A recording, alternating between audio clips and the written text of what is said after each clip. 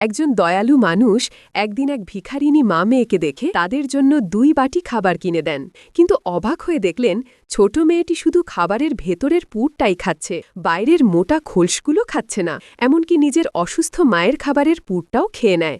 এ দেখে সবাই তাকে অকৃতজ্ঞ ও লোভী মেয়ে বলে দোষ দিতে লাগল। ঠিক তখনই ছোট মেয়েটির ব্যাগ থেকে হঠাৎ করে কয়েক হাজার ইউয়ান টাকা পড়ে যায়।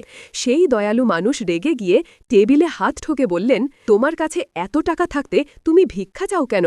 এত টাকা নিয়ে দয়া পাওয়ার নাটক করছো?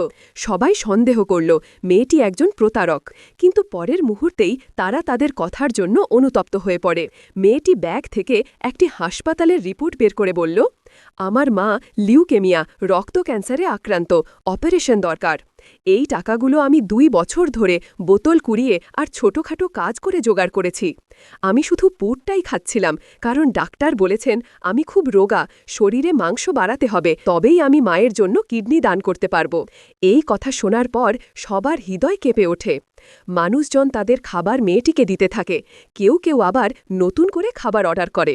মেয়েটি সঙ্গে সঙ্গে কেঁদে হাঁটু গেড়ে সবাইকে প্রণাম করে বলে, মা ভালো হয়ে উঠলে আমি সবাইকে টাকা ফেরত দেব। ঠিক তখনই এক লোক মেয়েটির গলায় থাকা হারটা দেখে চমকে উঠল। এটা তো আমার ভাই নিজে বানিয়েছিল, এটা ওর বানানো হার। এদিকে শহরের ধনী ব্যক্তি হো থিংশাওয়ের বাড়ি